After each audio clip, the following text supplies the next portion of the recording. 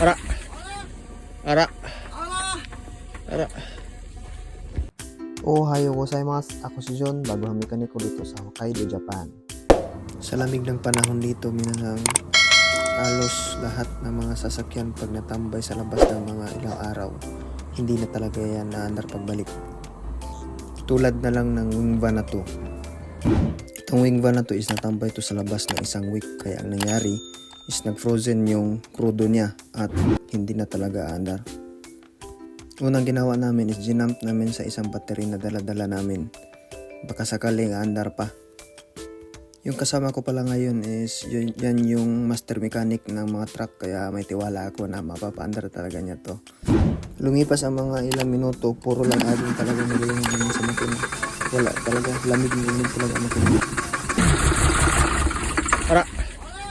Ara. Ara. Kaya ang ginawa namin, pinainitan namin ang tangke ng mga ilang minuto.